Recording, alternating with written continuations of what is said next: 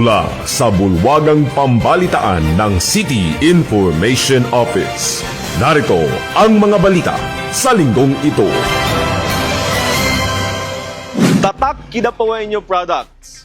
Naka-display na sa malaking mall sa Kidapawan City. Pakinggan natin ang mga detalye mula kay Metosela o Calenia. Produktong Kidapaweño ba ang hanap ninyo? Mayroon na niyan sa Grand Gaisano Mall sa Kidapawan City. Mga produktong di kalidad at gawang Kidapawan na talaga namang pinagbubuhusan ng sipag at tiyaga ng mga micro, small and medium enterprises. Nitong November 12, 2025 ay ginanap ang launching of pasalubong products gondola shelves sa Gaisano Grand Mall Supermarket, kahanay ng iba pang mga produktong kilala na sa bansa. Bukod sa mga produkto ay pinakilala rin ng Local Economic Development and Investment Promotions Office ang official seal ng Tatak Kidapaweño na matatagpuan rin sa mga pasalubong products. Ang selyong ito ay simbolo na ang nasabing produkto ay mula sa Kidapawan City at ini-endorso ng Kidapawan City LGU bilang produktong inirerepresenta ang masaganang food source ng lugar. Umaasa ang City LGU at ang LEDIPO na sa darating na panahon mas maraming supermarket at shopping malls ang magbubukas para sa bawat produkto ng micro, small, medium enterprises o MSMEs na Kidapaweño. Para sa Let's Go Luntian Kidapawan Report, ako si Metosela Calenia mula sa City Information Office. Mga kawani, sinanay para sa digitalization ng mga serbisyo ng City LGU. Pakinggan natin ang report ni Sheila Panerio. Nanay ang ilang mga piling empleyado ng city government para sa pagpapatupad ng full digitalization ng mga serbisyo nito pagsapit ng Enero 2026. Ito ay sa pamamagitan ng eLGU na application na dinisenyo ng Department of Information and Communication Technology o DICT. Katuwang ang Department of the Interior and Local Government o DILG. Bahagi ng eGovPH Super App ang eLGU na naglalayong gawing mabilis at mahusay ang pag-a-apply online ng business, building at working permit, pagkuha ng Community Tax Certificate o sidula at civil registry documents, birth, death, marriage, barangay clearance at iba pang kaukulang dokumento ng isahan na lang. Kasali rin dito ang online na pagbabayad ng buwis at iba pang mga bayarin. Tinuruan ng mga kawanin ng DICT ang mga empleyado sa kung paano patatakbuhin ang eLGU app na target ipatupad ng renewal ng mga business permits at licenses para sa buwan ng Enero 2026. Mga empleyado ng City LGU mula sa City Business Permit and Licensing Office, City Treasurer's Office, City Civil Registrar's Office, Office of the City Mayor, Communication and Information Technology Office at iba pa mga endorsing offices ng city government ang kalahok sa training. Nagpapatuloy pa ang naturang training seminar hanggang November 14. Para sa Let's Go Luntian Kidapawan Report, ako si Sheila Panerio ng City Information Office. Mga nagsasanay sa slaughtering operations, nakakuha ng 100% sa ginawang assessment. Narito ang mga detalye mula kay Rizel Bilyote. 100% ang nakuhang grado ng mga nagsanay sa slaughtering operations or NC2 assessment na isinagawa nitong November 4 to 6 sa Kidapawan Skills Training Institute and Assessment Center ng City Government of Kidapawan. Patunay ito ng dedikasyon, commitment at hard work ng mga sumailalim sa training ay nagbunga upang makamit ang mga kaalaman na higit na kailangan sa larangan ng industriya ng slaughtering. Your success reflects not only your perseverance in mastering the technical and safety protocols of swine slaughtering operation, but also your ability to apply these lessons with precisions and professionalisms. Ayon kay Lou Mayormita, ang administrator ng KSTIAC. Ang nakamit na tagumpay ng mga nagsanay sa nasabing pasilidad ay tanda ng mataas na kalidad at matindi at masinsinang pagsasanay ng mga trainee. We extend our gratitude to the instructors, assessors, and support teams who guided you through this journey. Together, you've proven that hard work, discipline, and shared vision lead to extraordinary outcomes, dagdag pa ni Mayor Mita. Bilang mga certified professionals, nakaatas sa mga nagtapos na mga trainees ang responsibilidad sa pagtiyak ng industry standards sa food safety, animal welfare at operation efficiency. The future is bright and we are incredibly proud to celebrate this milestone with you. Once again, congratulations, dagdag pa ni Mayor Rita. Naisa katuparan ang pagtatayo ng training center sa ilalim ng administrasyon ni Mayor Pao Evangelista na nagdalayong makapagpadala ng mga butchers sa ibayong dagat. Sa kasalukuyan, ilang mga trainees din ang sinasanay sa AA Slaughterhouse sa Barangay Calaisan bilang paghahanda sa kanilang pagtatrabaho sa ibang bansa.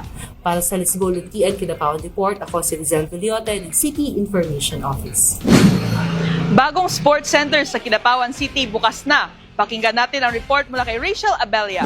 Malaki ang suporta ng lokal na pamahalaan ng Kidapawan sa sektor ng negosyo, ekonomiya at esports sa lungsod. Nitong November 15, 2025 ay nagbukas ang Vivos Sports Center sa Barangay Kalasuyan, ang pinakabagong sports destination ng mga manlalaro ng pickleball at badminton sa lungsod at kalapit na mga bayan. Ayon kay Attorney Marlon at Maricar Casquejo, ang may-ari ng Vivos Sports Center, hangad nila na magkaroon ang mga sports enthusiasts na magtungo sa kanila na makabuo ng isang masaya at nagkakaisang komunidad bukod pa sa kumikita at mapalago ang kanilang negosyo. Dumalo sa blessing and opening event si City Mayor Atty. Jose Paulo Evangelista na nagpaabot ng kanyang pasasalamat sa pumunuan ng Sports Center sa pagpili sa Kidapawan City upang pagtayuan ng kanilang negosyo. Malakihan niya ang magiging positibong epekto nito sa ekonomiya ng barangay, gayon din sa mga negosyante sa paligid at maging sa mga residente ng lungsod na nais makapaglaro. Dagdag na rin ang panalangin niya para sa tagumpay nito sa darating na mga taon. Ang bagong negosyo o investment sa lungsod ay bunga na rin mahusay na pagtutulungan ng Kidapawan City LGU, mga partner agencies nito, pati ng mga Kidapawenyos sa pagkakaroon ng pamayanang ligtas at bukas para sa lahat ng mga investors na siguradong makapagbibigay ng dagdag kabuhayan sa mga mamamayan nito. Para sa Let's Go Luntian Kidapawan Report, ako si Rachel Abella ng City Information Office. SOCA 2025, tinutukan, pinalakpakan at pinanood ng mga Kidapawenyo. Pakinggan natin ang report mula kay Kian Adrian Makasaet. Tinutukan at pinakinggan ng mga Kidapawenyo ang State of the City Address ni Mayor Pao Evangelista.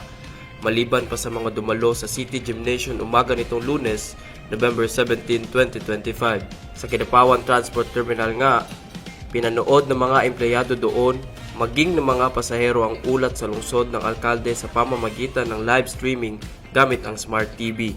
Ilang mga nanonood ang hindi nakapigil sa kanilang mga reaksyon, may mga humihiyaw, pumapalakpak ng malakas at ang iba pa nga ay napapawaw sa laman ng soka ni Mayor Pao. Pinakinggan din ang report ng alkalde sa mga malalaking mga tindahan sa Jose Abad Santos Street dahil isinahimpapawid din ito ng mga himpilan ng Notre Dame Broadcasting Corporation or NDBC. Tumigil din muna ang mundo ng mga tricycle drivers at nag-umpukan ng mga ito sa kanilang terminal habang nakikinig sa kanilang mga FM bands. Lalo pang lumakas ang palakpakan sa mga nakinig na sinambit ni Mayor Pao ang plano ng city government na magtayo ng Kidapawan City General Hospital. Isa sa mga nakatawag pansin sa mga tagapanood at tagapakinig sa radyo nang sabihin ng alkalde ang katagang I will make Kidapawan General Hospital in reality, whether you like it or not. Sa puntong iyon, medyo emosyonal ang mayor kasabay sa pagbanggit nito ng iba pang programa na naitupad na, kagaya lamang ng Education Subsidy, Canopy 25 at ang savings program sa ilalim ng Apo Kids. Para sa Let's Go Luntian Kidapawan Report, ako si Kian Adrian Makasaet, Immersion ng City Information Office. 1,500 pesos subsidy per student sa public schools tuloy na sa 2026. Pakinggan natin ang report mula kay Princess Gail Rad. Dagdag benepisyo na naman para sa mga estudyante mula kindergarten hanggang senior high school. Ang 1,500 na subsidy mula sa city government pagsapit ng school year 2026 hanggang 2027. Mula sa kasalukuyang 500 na subsidy, itataas ng triple ng city government ang halaga sa 1,500. Kung may 5 kang anak na nag-aaral sa public schools sa lungsod, bawat isa sa kanila ay tatanggap ng tig 1,500. Paraan ito ng city government na maibsan ang gastos ng mga magulang sa pag-aaral ng kanilang mga anak. Ipatutupad ang increased subsidy mula na rin sa approval ng mahigit sa 1 bilyong pisong budget ng city government para sa taong 2026. Ibinunyag ni City Mayor Attorney Pao Evangelista ang naturang development sa kanyang State of the City Address nitong umaga ng November 7. Para sa Let's Go Luntian Kidapawan Report, ako si Princess Gail Raz, immersion student ng City Information Office. Industriya ng goma sa lungsod, pauunlarin ng city government. Narito ang report mula kay Von Plac Herrera. Ilatag na ng city government ang 5-year rubber sector development plan na naglalayong paunlarin ang industriya ng goma sa lungsod. Bilang isa sa mga nangunang rubber producers ng lalawigan, pagtutuunan ng pansin ng lokal na pamahalaan ang dagdag na produksyon, mataas na kalidad ng processed rubber at tulungang maiangat ang kabuhayan ng mga rubber farmers. Sa kanyang State of the City Address nitong November 17, sinabi ni City Mayor Attorney Paulo Evangelista na ipatutupad ang planong nabanggit sa 2026. Sa pamamagitan nito ay hindi na magdedepende sa presyohan ng mga rubber traders ang halaga ng goma sa Kidapawan para mabigyan ng saktong kita ang mga farmers. Mismong ang city government ang magpoproseso ng goma para mapanatili ang mataas na kalidad nito bago maibenta sa mga pamilihan. Kaugnay nito ay umani ng 1,565,387 kilograms ng rubber ang lungsod mula Enero hanggang sa kasalukuyan. May 12 rubber trading and auction centers na mamamahala sa kalakalan ng rubber production sa Kidapawan City. Para sa Let's Go Luntian Kidapawan Report, ako si Von Plac Herrera ng City Information Office. Karagdagang streetlights at CCTV sa taong 2026 aasahan ng mga Kidapawenyos. Narito ang report mula kay Leo Omban.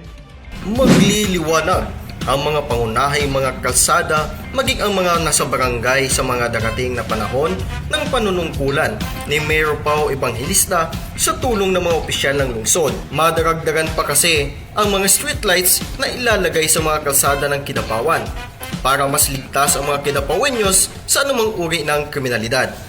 Sa ngayon, mula 2022 hanggang sa kasalukuyan, aabot na sa 4,281 na mga streetlights ang nailagay sa mga lansangan ng lungsod. Karagdagang 1,800 pa ang streetlights ang ipapamahagi sa mga barangay. Kinukonsidera rin ng city government ang paggamit ng smart technology upang mabawasan ang konsumo ng kuryente. Sa pamamagitan nito, maaring makamit ang Kidapawan City sa darating na mga taon ang smart and future-ready status. Samantala, sinabi din ni Mayor Pao sa kanyang State of the City Address na aabot sa 80 mga high-end CCTVs ang nailagay na rin sa mga pasukan at lagusan ng Kidapawan. Layunin nito na mamonitor ang kalagayan ng mga pangunahing lansangan at ang daloy ng trapiko. Sa 2026, 50 mga CCTVs pa ang idadagdag. Ayon pa yan kay Mayor Pao. Para sa Let's Go Luntian Kidapawan Report, ako si Leo Umban ng City Information Office.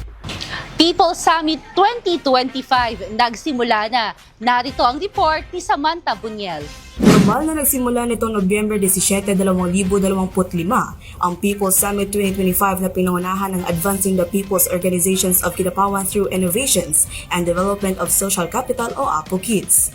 Buong linggong ipinagdidiriwang ng APO Kids kasama ang nasa mahigit 100 mga organisasyong sinusuportahan ng lokal na pamahalaan ng Kidapawan ang bunga ng kanilang pagtutulungan sa loob ng mga nagdaang taon. Ilan sa mga aktibidad na tampok sa summit ay ang Powers Bazaar, Zumba and Fun Run, Youth Congress, Power Job Fair, launching of Save Nuangan River Movement at ang Project Proposal Pitch Battle na isasagawa kasabay ng kulminasyon sa Nobyembre 21, 2025.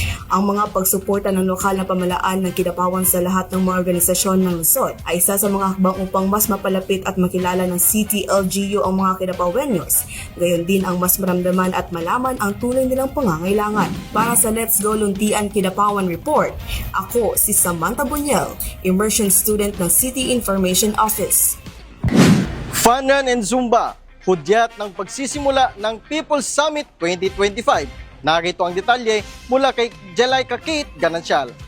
Hindi naging hadlang ang malakas na ulan sa mga kalahok ng Fun Run at Zumba na ginanap bilang bahagi ng pagbubukas ng People's Summit 2025 itong araw ng Lunes, November 17. Nagtipon ang mga miyembro ng iba't ibang people's organizations sa Kidapawan City, pati na rin ang mga hindi miyembro upang ipamalas ang kanilang lakas, determinasyon at suporta sa aktibidad. Sabay-sabay nilang tinakbo ang kahabaan ng Demasinot Avenue at Quezon Boulevard upang patunayan na ang sama ng panahon ay kayang malampasan sa mga taong may determinasyon. Pinarangalan ang mga top male at female runners sa iba't ibang age categories na tumanggap ng certificate, medalya at cash prize. Kasama rin sa mga ginawaran ng Best Zumba Dancer at Best Outfit. Ang Fun Run at Zumba sa pagbubukas ng People's Summit 2025 ay patunay na ang pagkakaisa ng mga people's organization sa lungsod ay may malalim na epekto sa sama-samang pag-unlad at pagpapalakas ng diwa ng komunidad.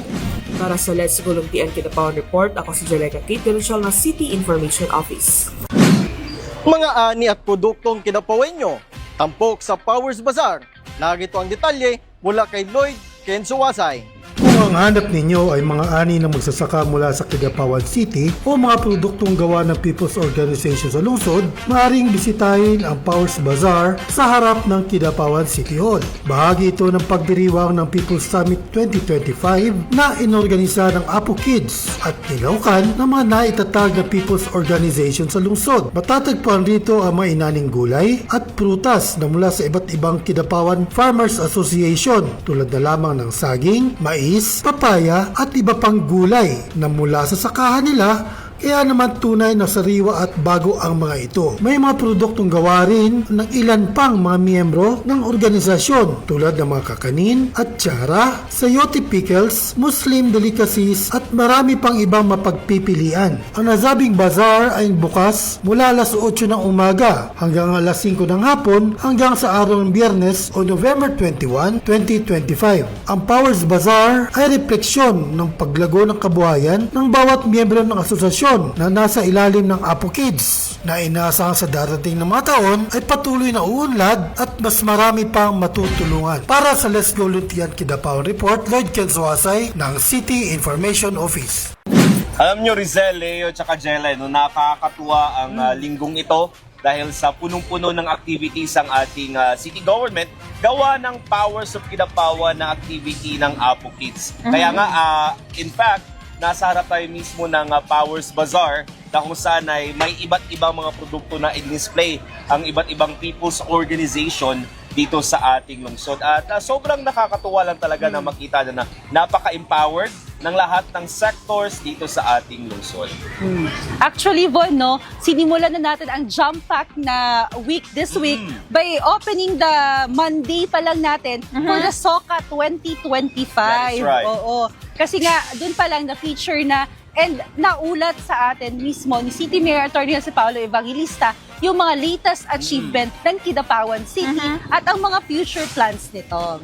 And kagaya na lamang nitong ating Save Nuwangan River na isinagawa natin kahapong umaga lamang alas 6 na kung saan ay nagkatipon-tipon ang iba't ibang mga organisasyon, mga iba't ibang stakeholders ng ating lungsod upang mag-tree planting at mag-clean up drive. Yes, oo. And speaking of clean up drive, ay isa talaga sa isinusulong ng city government itong pagre-recycle ng ating mga gamit. Oo. And speaking of pag-recycle ng mga gamit, Bon, kung makikita nyo sa ating likuran is yung itinatayong giant Christmas tree. Kung makikita nyo rin ang feature nito at ang ginamit na mga bagay para mabuo ang Christmas tree is yung mga ginamit sa ating Timpu Festival. Kung naaalala nyo po yung ilang kilometro? Ilang kilometro, 2.5 kilometers na unleaf route sa Kadalanan. Ito po yung gamit ng ating Christmas tree ngayon na magbubukas sa December 1, 2025. Ceremonial lights on. And speaking of Christmas tree po, no, ngayong Sabado, bukas, meron po tayong fun run. Related po ito sa Children's Month. Exactly 4 a.m. po, mag-start na po dito. May Zumba pa po, Energizer po. Pwede po kayo pumunta dito at makisaya. Oh, that's right. And speaking of Christmas. Yes. Christmas naman ay nasa 34 days na lang tayo, no? At papalapit na ang Christmas season. At ito ay para sa amin na panawagan namin sa inyo ang pagmamahalan bilang Pilipino at bilang magkakapamilya. That's right. And I think that pretty much wraps up our news. At yan ang nakalap na balita para sa linggong ito. Sa ngalan ni City Mayor Atty. Jose Paulo Evangelista, City Information Officer William Magbano at ang ating videographer Lawrence June Madeloso. Ako si Bon Clark Herrera. At ako si Rizel Villote. At ako naman si Jeleke Kate Ganansyal. At ako naman si Leung Ban. At ito ang CIO News!